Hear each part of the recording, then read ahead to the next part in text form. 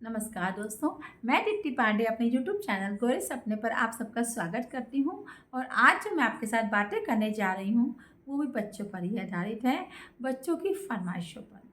हम माता पिता चाहते हैं कि हमारा बच्चा सबसे अच्छा दिखे, सबसे अच्छा पढ़ने में हो, वो सुपर डुपर हो। हम उसकी सारी फरमाइशें पूरी करें, बस वो केवल पढ़ाई करे। तो 2 साल का होता है तो हम उसको ब्रांडेड कपड़े दिलवाएंगे।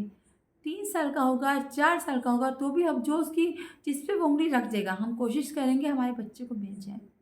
लेकिन ऐसा करते हुए हम ये भूल जाते हैं कि बच्चे जो हैं वो कच्ची मिट्टी के समान होते हैं। उनको जैसा आप गढ़ोगे वो बच्चे वैसे ही गढ़ जाएंगे। तो हमें बच्चों को अपनी सिचुएशन भी समझाते रहना चाहिए। तो ठीक है, 3 साल का बच्चा है, आपने उसकी फरमाइश पूरी कर दी, 4-5 साल तक भी कर दी, लेकिन उसके बाद उस बच्चे के मन में ये भावना आ जाएगी कि मेरे को हर चीज़, यदि मैं रोऊँगा मुझे वो चीज़ मिल जाएगी।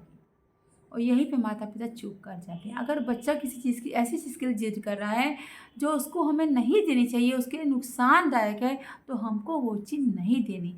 बच्चा रोता है तो रोने दीजिए। कितनी देर रोएगा? 5 घंटे, 6 घंटे, 7 घंटे, 8 घंटे। इसके बाद उसको आपके पास वापस आना ही है।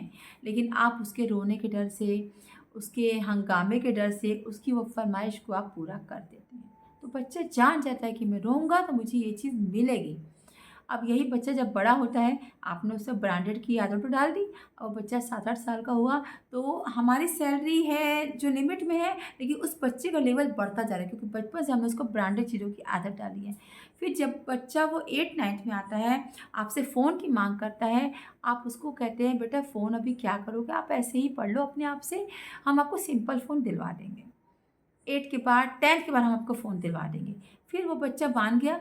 फिर जब वो स्कूल में जाता है तो उसके दोस्त कहते हैं, अबे तुम्हारे माता-पिता कैसे हैं कि तुम्हें फ़ोन नहीं दिलवा सकते? हमारे पापा-मम्मी तो दे दिया, क्योंकि उसके माता-पिता जो है वो टोका-टाकी नहीं करते होंगे। उनको अपने बच्चे की फ़रमाइशों की फ़िक्र होगी, उसके भविष्य की फ़िक्र नहीं होगी, पैसे वाले होंगे। तो वो बच्चा उसका दोस्त जब उससे कहता है, तो इस बच्चे के दिमाग में क्लिक होता है कि मेरे माता-पिता जो है गलत हैं। कहीं न कहीं मेरे माता-पिता गलत हैं और उसके माता-पिता सही हैं। जिस तरह से देखिए, क्लास में एक टीचर पढ़ाती है, तो जो टीचर बच्चों को डाँटती है, उनके भविष्य के लिए डाँटती है, उनकी अच्छाई के लिए डाँटती है, तो वो और वहीं पर एक टीचर उनको प्यार से पढ़ाती है, बहुत बिल्कुल बच्चों को डाँटती भी नहीं है, ज़्यादा उन बच्चों से बहुत मतलब भी नहीं रखती, लेकिन बात-बात पे टोका-टाकी नहीं करती हैं। और जो टीचर डाँटती है, वो बच्चों के भले के लिए ही डाँटती है, लेकिन बच्चों को वो अपनी सबसे बड़ी दुश्मन लगती है।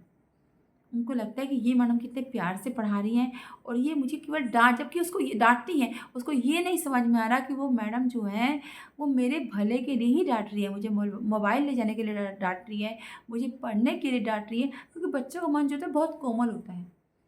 बचपन से आपने उन्हें डाँट-डपट की आदत डाली ही नहीं, तो बच्चा स्कूल की डाँट कैसे बर्दाश्त करेगा? तो ये दूसरा टॉपिक हो गया। अब हम अपने टॉपिक पे चलते हैं कि जो जब बच्चे को मना करते हैं तो उस बच्चे को अपने माता-पिता सबसे बड़े दुश्मन लगते हैं। तो वो बच्चा उसके दोस्त के माता-पिता से अपने माता-पिता की कंपेयर करता है और उसको ये नहीं समझ में आता कि मेरे माता-पिता तो मिडिल क्लास हैं, उसके माता-पिता हाई-फाई हैं, ये उनकी सोसाइटी है। तो अपने माता-पिता से वो फिर बदतमीज़ी से बोलने लगता है, अपनी गुस्सा, अपनी भड़ास वो अपने माता-पिता पे निकालता है। ठीक है?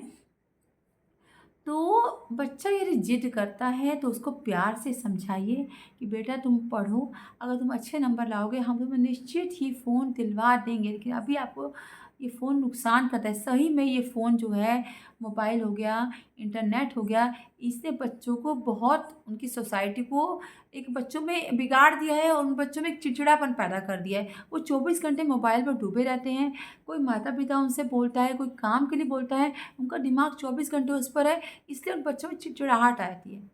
वो माता-पिता की बात अनसुनी करना सीख जाते हैं और माता-पिता को यहीं पर डाँट के उससे फ़ोन ले लेना चाहिए, प्यार से समझाना चाहिए। 1 घंटा 2 घंटे के लिए उसको फ़ोन दीजिए, बाकी घंटे कहिए आप पढ़ो बैठ के, आपको फ़िक्स टाइम करिए, आपको इतने समय पढ़ना है, इतने समय आपको मोबाइल देखना है। एकदम सख्त नियम ये लागू कर दीजिए, तो बच्चा कुछ समझेगा कि हाँ, मैं उसको एक ना डर पैदा होगा। जब आप उसको डाँटेंगे नहीं, कोई चीज़ को समझाएँगे नहीं, उसकी सारी फ़रमाइशें आप पूरी कर देंगे, तो बच्चा आपसे डरेगा कैसे? फिर जब आप उसको 10th में क्या मोबाइल देने को मना करते हैं, तो ये बच्चा अपने दोस्तों की कंपेयर करके चोरी करना भी सीख जाता है। मैंने अधिकतर केस ऐसे देखे हैं कि बच्चे अपने माता-पिता से चोरी करके मोबाइल दोस्तों का ले आते हैं, देखते हैं और यहीं से अपने खर्चे पूरे करने के लिए उनमें चोरी की आदत पड़ जाती है। तो अपने बच्चों को प्यार से समझाइए, उनको डाँटिए मत, उनका बचपन आपके हाथ में है। अपने बच्चों को लाड करिए, प्रेम भी करिए, लेकिन एक लिमिट में। यदि वो गलती कर रहा है तो उसको डाँटिए, उसको समझाइए कि बेटा ये चीज़ आपके लिए सही नहीं है। हमारे पास आज पैसा है, कभी नहीं भी हो सकता है अपनी परिस्थिति, उसको साथ-साथ समझाते रहिए। अगर आप उसको अपनी परिस्थिति नहीं समझाएँगे, अपना लेवल उसको नहीं बताएँगे, तो बच्चा आपसे हमेशा ब्रांडेड चीज़ों की ही डिमांड करेगा, जो शायद बड़े होने पर आप उसकी फ़रमाइशें पूरी नहीं कर सकते। तो अपने बच्चों को बचपन से ही आदत डालिए, बच्चे गीली मिट्टी के समान होते हैं, ठीक है? उनको जैसा आप ढालोगे, जिस साँचे में ढालोगे, उसी साँचे में वो बच्चे ढल जाएँगे। तो क्यों ना अपने बच्चों को हम बचपन से ही ऐसी परवरिश दें कि वो बच्चा अपनी कमी को समझे, अपने घर की सिचुएशन को समझे, अपने माता-पिता की मजबूरी को समझे और ब्रांडेड के सिवा उनको सिंपल चीज़ों की भी आदत डालिए, सिंपल कपड़े पहनाने की भी आदत डालिए कि कल बच्चा बाहर जाएगा, चौबीसों घंटे बच्चा आपके पास नहीं रहेगा। उसको बाहर रहना है, हॉस्टल में रहना है, अपने दोस्तों के साथ कॉम्प्रोमाइज़ करना है। अब वो किस तरह से आपने इसको ऐसी आदत डाल दी है कि इतना हाई-फ़ाई की तो बच्चा दूसरे बच्चों से कैसे कॉम्प्रोमाइज़ करे। फिर जब आपसे वो डिमांड करता है लाख 2 लाख के सामान की, वो आप पूरे ही नहीं कर सकते। तो अपने बच्चे को बचपन से ही ऐसा समझाइए कि बेटा ये आपके लिए गलत है, उनको अच्छी शिक्षा दीजिए, उनको अच्छे संस्कार दीजिए, उनको अपने दादा-दादी के पास बिठाइए, उनसे अच्छी-अच्छी बातें सिखाइए। मैं मानती हूँ कि आजकल एकल परिवार है, लेकिन फिर भी घर के जो बड़े-बुजुर्ग होते हैं, वो घर की ढाल होते हैं। अपने बच्चों को कुछ देर उनके पास छोड़िए। धन्यवाद।